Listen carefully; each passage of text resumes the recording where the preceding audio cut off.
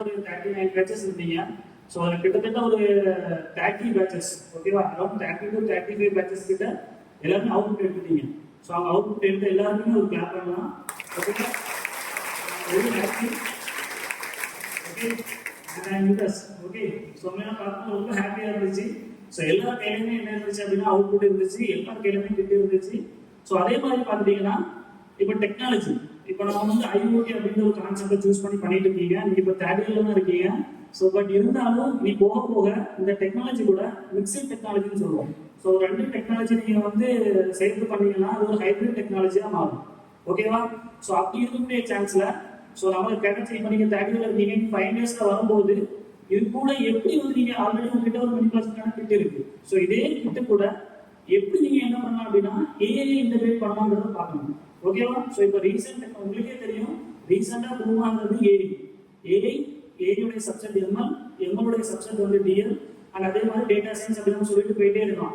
Computer சயின்ஸை பொறுத்த வரைக்கும் மல்டிபிள் ஆப்பர்ச்சுனிட்டிஸ் உங்ககிட்ட இருக்கு, க்ளவுட் கம்ப்யூட்டிங் இருக்கு. அப்போ அந்த ஐஓடி பொறுத்த வரைக்கும் பார்த்துட்டீங்கன்னா ஸோ இதுக்குள்ள நம்ம எம்பெடட் சிஸ்டம், நீங்க ஹார்ட்வேரையும் சாஃப்ட்வேரையும் இன்டகிரேட் பண்ணதால எம்பெடட் சிஸ்டம் சொல்லணும். நீங்க ஒரு டேட்டாஸை க்ளவுட்ல எடுத்து மொபைல கனெக்ட் பண்றீங்கன்னா இட்ஸ் ஆட்டோமேட்டிக்கா க்ளவுட் கம்ப்யூட்டிங் அதில் ஒர்க் பண்றீங்கன்னு அர்த்தம். அண்ட் ஃபைனலா மொபைல் ஆப் டெவலப் பண்றீங்கன்னா மொபைல் ஆப் டெவலப்மெண்ட், அண்ட் அதே மாதிரி நீங்க வந்து அதில் கிரியேட் பண்ணக்கூடிய HTML CSS நிறைய சொல்லிட்டு போயிட்டே இருக்கலாம். ஓகேவா? அண்ட் அதே மாதிரி இது கூட நீங்க என்ன பண்ணணும் அப்படின்னா ஏஐ இன்டகிரேட் பண்ணணும். உங்ககிட்ட எல்லாருக்கிட்டையுமே ESP8266 கோடு இருந்துச்சு. ஸோ எல்லாருக்கும் ஓகே. பட் இருந்தாலும் அட்வான்ஸ் டெக்னாலஜி போகும்போது நீங்க ராஸ்பெரி பை யூஸ் பண்ணலாம். ஓகேவா? அண்ட் அதே மாதிரி ப்ரோக்ராமிங் லாங்குவேஜ் பார்த்துட்டீங்க அப்படின்னா பைத்தான் சூஸ் பண்ணலாம். பைத்தான் இல்லைன்னா ஆர்னு ஒரு ப்ரோக்ராமிங் லாங்குவேஜ் இருக்கு. ஸோ எல்லாருமே ஏஐ இன்டகிரேட் பண்ணும்போது அடுத்த லெவல் போகும்போது இன்னும் கொஞ்சம் ப்ராடா திங்க் பண்ணுங்க. ஸோ திங்க் பண்ணா மட்டும்தான் சக்சஸ் ஆக முடியும். அதே மாதிரி காப்பி பேஸ்ட் பண்ணாதீங்க. யூடியூப்ல ஒரு கான்செப்டை பார்த்து அதே மேக் பண்ணணும்னு நினைக்காதீங்க. ஸ்டார்டிங் ஸ்டேஜ்ல அப்படி பண்ணலாம். பட் இருந்தாலும் உங்களுடைய கான்செப்ட், இப்போ இனோவேஷன் சொல்றீங்க, இப்போ இனோவேஷனா பண்ணணும்னா நீங்க நினைச்சா மட்டும் தான் பண்ண முடியும். நீங்க ஒரு ப்ராப்ளம் ஃபேஸ் பண்ணுவீங்க, அந்த ப்ராப்ளம்க்கான சொல்யூஷன் உங்ககிட்ட தான் இருக்கும். ஓகேவா?